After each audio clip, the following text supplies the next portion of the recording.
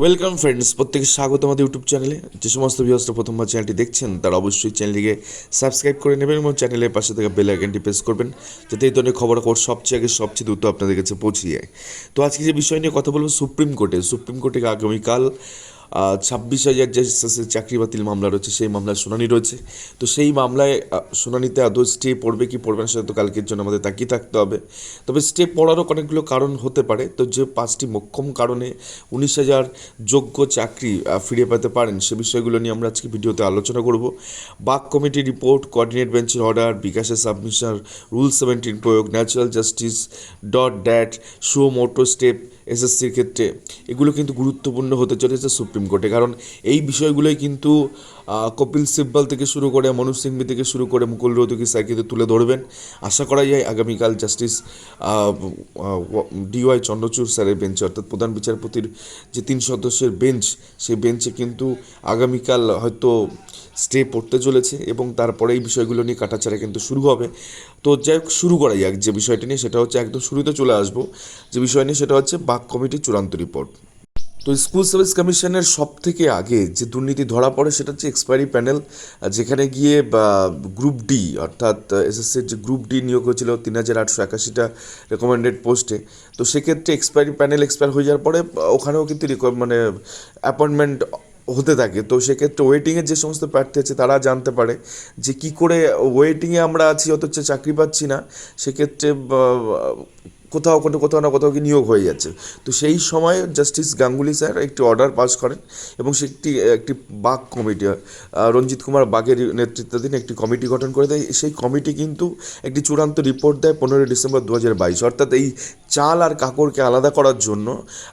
তো সেক্ষেত্রে কিন্তু এই কমিটি গঠন করা হয়। তো এটা কিন্তু পজিটিভ, একটি কমিটি গঠন হলে সেই কমিটির ইনফ্লুয়েন্স কিন্তু অনেকটা থাকে। তো চাল আর কাকড় কিন্তু এই কমিটি অনেকটাই আলাদা করতে পেরেছিল। তো 15 ডিসেম্বর 2022 রিপোর্ট অনুসারে দেন চলে আসবো কোঅর্ডিনেট বেঞ্চের অর্ডারকে মান্যতা। এখানে একাধিক বিষয় এখানে কমপ্লাই করেছে এসএসসি, অর্থাৎ কোঅর্ডিনেট বেঞ্চ বা সিঙ্গেল বেঞ্চ বা জাস্টিস অভিজিৎ গাঙ্গুলি স্যারের বেঞ্চ যে অর্ডার হয়, অর্থাৎ হাইকোর্টের অর্ডারকে মান্যতা দিয়ে, হাইকোর্ট যখন যা অর্ডার করেছে সেই মতন সেগুলোকে মান্যতা দেওয়া হচ্ছে। আমরা একটু অর্ডারগুলো দেখে নিই।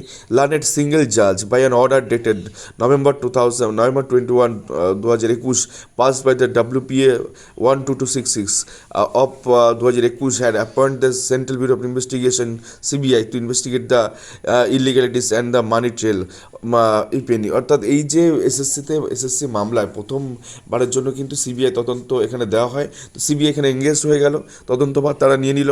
দেন তারপরেও যে বিষয়গুলো দেখাবো, by an order dated February 10, 2023, the learned single জাজ had direct to CBI to cancel the recommendation of 1911 candidate and direct such candidate to refund their salary. অর্থাৎ এই দেখুন, সিঙ্গেল জাজ বা কোঅর্ডিনেট বেঞ্চ কিন্তু এখানে অর্ডার করছে স্কুল সার্ভিস কমিশনকে যে তাদের যে রেকমেন্ডেশন যেগুলো তারা দিয়েছিল 1911 জনকে, সেগুলো যারা ইলিগালি পেয়েছে তাদেরকে কিন্তু তাদের ক্যান্সেল করতে এবং সেই সাথে তাদেরকে টাকা ফেরানোর জন্য কিন্তু বলে। তো এই অর্ডারটাও কোথাও গিয়ে মান্যতা দিয়েছে কিন্তু জাস্টিস দেবাংশু বসাকের বেঞ্চ, কারণ এখানেও সেই স্যালারি ফেরানোর উইথ 12% ইন্টারেস্ট, এটা নতুন অ্যাড হচ্ছে।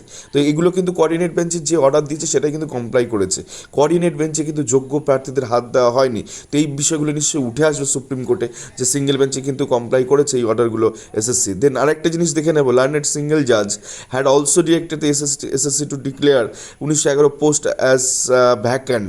অর্থাৎ এই 1911টা শূন্যপদ ঘোষণা করতে হবে and give recommendation to waitlist candidate, এবং সেক্ষেত্রে রেকমেন্ডেশন দিতে হবে ওয়েটলিস্ট ক্যান্ডিডেটকে by a letter dated February 10, 2023, the chairman of the SSC had cancel the recommendation letter issued by the 1911 group D candidate in the connection with the third RLST non teaching staff 2016 ক্ষেত্রে যে non teaching staff হচ্ছে, সেক্ষেত্রে কিন্তু এই অর্ডারটা comply করার কথা বলেছে এবং সেক্ষেত্রে হয়ে যেত যদি কিনা পরবর্তী ক্ষেত্রে স্টে না থাকতো ডিভিশন বেঞ্চের।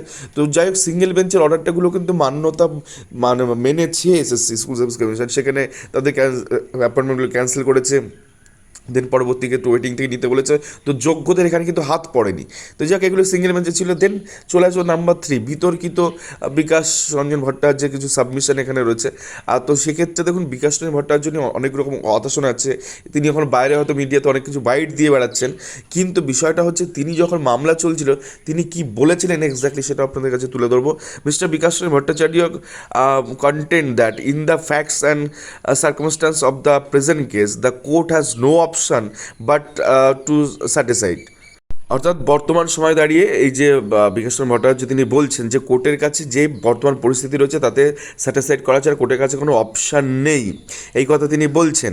দেন তারপরে তিনি কি বলছেন, স্যাটিসফাইড দ্য এন্টায়ার সিলেকশন পুরো অংশটিকে বাদ না দিয়ে এখানে অন্য কোনো আর কোনো বিকল্প কোনো রাস্তা নেই।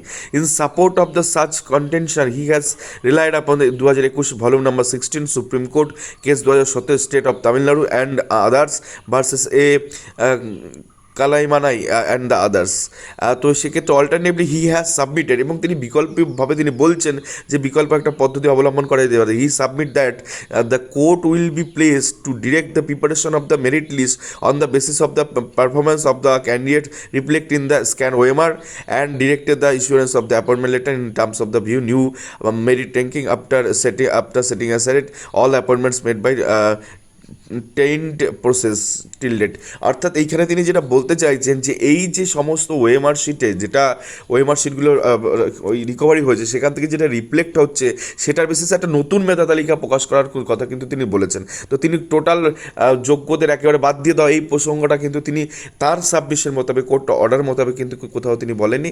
এগুলোকে তিনি বাইরে হয়তো মামলা জেতার পরে একাধিক বিষয়ে তিনি মন্তব্য করছেন, কিন্তু মামলা চলাকালীন কিন্তু তার সাবমিশন এটাই ছিল যে ওএমআর শিটে যেটা রিফ্লেক্ট হচ্ছে তার বেসিসে কিন্তু জিনিসগুলো করা হোক। তো এই বিষয়গুলো কিন্তু সুপ্রিম কোর্টে তুলে ধরতে হবে যে একদম সবথেকে বড় প্রতিপক্ষ বা বিরোধী গোষ্ঠী যারা মানে বিবাদী পক্ষ যারা, তো সেক্ষেত্রে কিন্তু তারা এই প্রসঙ্গগুলো তুলে ধরেছিলেন এবং সেখানে অল্টারনেটিভ কথাবার্তা বলেছিলেন যে এই ওএমআর শিটগুলোকেই এনরোল করে বা অ্যাডমিট করে এখান থেকে কিন্তু যেটা রিফ্লেক্ট হচ্ছে দেন তার বেসিসে একটা সেক্ষেত্রে কিন্তু যোগ্যদের বেঁচে চলার একটা জায়গা ছিল। দেন চলে এসে তার পরের পয়েন্টে।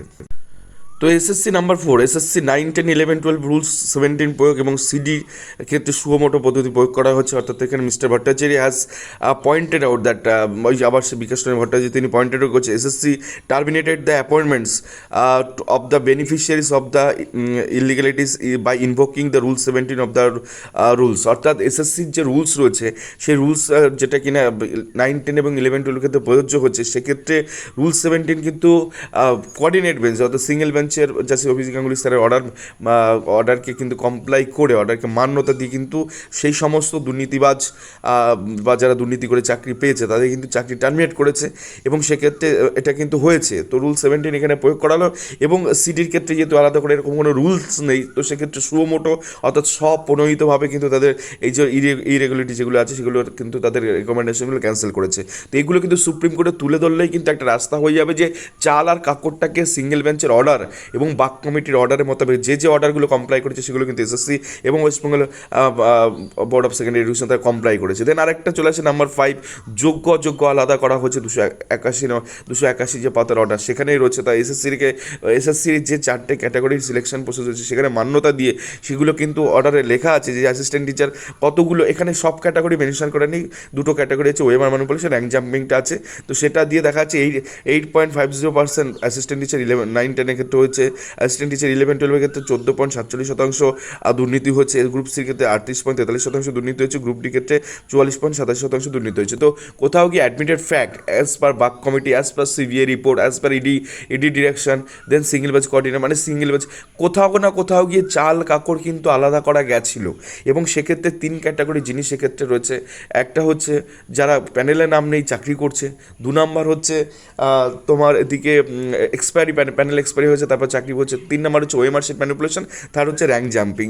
তো এই 3-4টে ক্যাটাগরি মিলিয়ে কিন্তু আইডেন্টিফাই করা গেছে এদের এবং অর্ডারে কিন্তু সেটাই কমপ্লাই করেছে, মানে অর্ডার সেটাই ইন্ডিকেট করছে কোনটা না 12% পার অ্যানাম, অর্থাৎ 12% সুদে সমস্ত টাকা তাদেরকেই ফেরত দিতে হবে যারা এই দুর্নীতি করে যারা চাকরি পেয়েছে। যদি এটাই হয়, যদি দুর্নীতি ধরা যায়, এই অর্ডারটা যদি দুর্নীতি ধরে ফেলে তাহলে যোগ্য যে 19,000 তাদের তো এরকম কোনো অর্ডারই নেই, তাহলে এই সংখ্যক প্রার্থী তারা এই প্যানেলে থেকে যাওয়া উচিত।